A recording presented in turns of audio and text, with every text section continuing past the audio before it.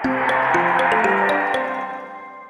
Everyone, welcome to learning science. आज हम एक क्वेश्चन करेंगे related to half wave rectifier. हमारा क्वेश्चन है, in a half wave rectifier the applied AC voltage E is equal to 10 sine 100 pi t. हमारा जो AC voltage है applied वो बराबर है 10 साइन 100 पाई टी के। Given a lot resistance of 100 ओम और यहाँ पर RL का वैल्यू जो है वो 100 ओम है। Assuming the diode to be ideal, हमें मानना है कि जो डायोड है वो आइडियल है और कैलकुलेट करना है डीसी आउटपुट वोल्टेज और डीसी करंट को लोड में। तो सोल्यूशन यहाँ पर दिया है, इसको हम सबसे पहले कॉपी पर करेंगे फिर बुक में देखते हैं। गिवन में दिया है E का वैल्यू जो कि हमारा बराबर होता है 10 साइन 100 पाई टी के, तो उसको हम लिखेंगे ब्लैक पेन से गिवन को। और लॉड रेजिस्टेंस का भी वैल्यू दिया है जो कि हमारा 100 ओम के बराबर है, तो उसको भी हमें लिखना है। निकालना है हमें डीसी वोल्टेज को जिसको हम एवरेज वोल्टेज भी कहते हैं, और उसके साथ साथ हमें डीसी करंट को निकालना है जिसको हम एवरेज करंट भी कहते हैं।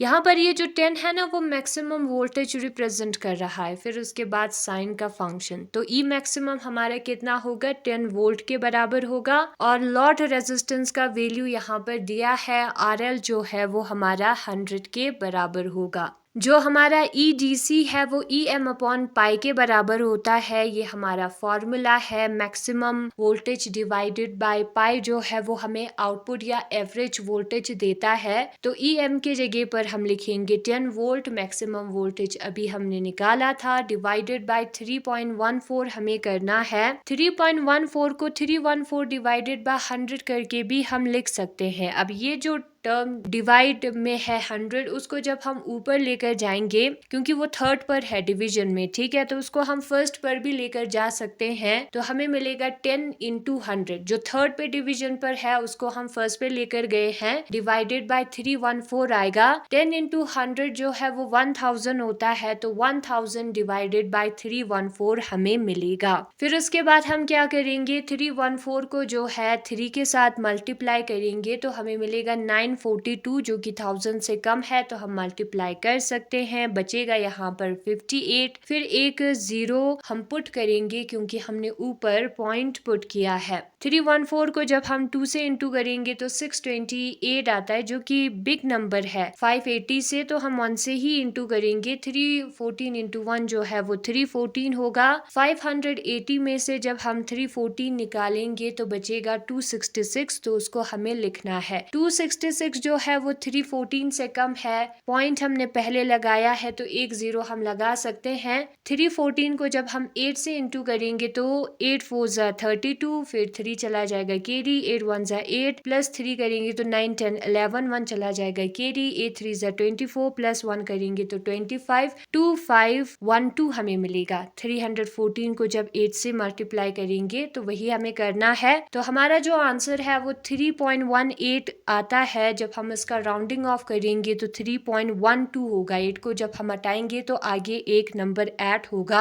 3.1 के जगह पर 3.12 वोल्ट बन जाएगा। नाउ हम करंट निकालेंगे, डीसी करंट। तो उसके लिए हमें जो है ओम्स लॉ पता होना चाहिए। ओम्स लॉ के मुताबिक वीर होता है, वोल्टेज को हमने ई से डिनोट किया है तो ईर होगा, यानी कि जो वोल्टेज है वो करंट इंटू रेजिस्टेंस के बराबर होगा। तो इससे हमें करंट मिलेगा। करंट जो है वो वोल्टेज डिवाइडेड बाय रेजिस्टेंस के बराबर होगा। वोल्टेज का वैल्यू 3.2 है, उसको हमें लिखना है, डिवाइडेड बाय रेजिस्टेंस का वैल्यू 100 है, उसको हमें लिखना है। अब यहाँ पर पॉइंट है, पॉइंट को अगर हम नहीं लिखना चाहते हैं तो डिवाइड में 10 करके लिखना होगा क्योंकि ये पॉइंट का मतलब होता है 1, फिर एक डिजिट है तो एक जीरो। 100 पहले से प्रेजेंट है तो डिवाइडेड बाय 1000 हो जाएगा। डिवाइडेड बाय 1000 है, इसका मतलब है 10 रेज़ टू पावर -3, और 10 रेज़ टू पावर -3 का मतलब होता है मिली मिली, तो ये हमें देगा मिली एम्पायर। आंसर हमारा होगा 32 मिली एम्पायर। मिली का मतलब है 1 डिवाइडेड बाय 1000। 1 डिवाइडेड बाय 1000 की जगह पर हमने लिखा है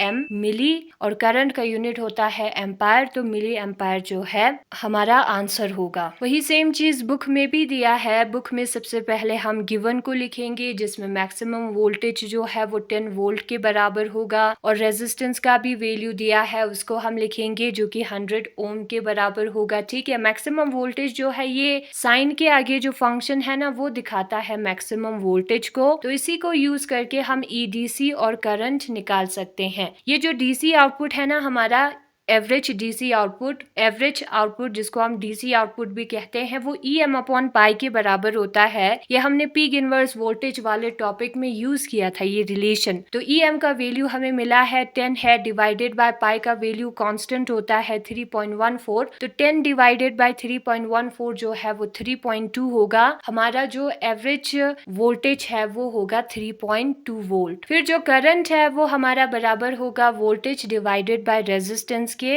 ओम्स लॉ को अप्लाई करके हमने ये रिलेशन निकाला है, और जो हमारा ईडीसी का वैल्यू है वो 3.2 है, रेजिस्टेंस हमारा 100 है, तो उसको जब हम पुट करेंगे फॉर्मूले में तो हमें आंसर मिलेगा 32 मिली एम्पायर। मिली का मतलब होता है 10 रेज टू पावर -3 या 1 डिवाइडेड बाय 1000, उसकी जगह पर हमने एम का यूज किया है मिली का। ये रिलेशन भी हमने पहले यूज किया था वोल्टेज रेगुलेशन वाले टॉपिक में। करंट आईडीसी जो है वो e m divided by pi r l के बराबर होता है। ठीक है, तो ये आपको पहले समझ में नहीं आया होगा ये कैसे आता है, क्योंकि ईडीसी अपॉन आर एल होता है, और ईडीसी हमारा जो है वो ई एम अपॉन पाई के बराबर होगा। तो यही है आज का हमारा क्वेश्चन। Thanks for watching.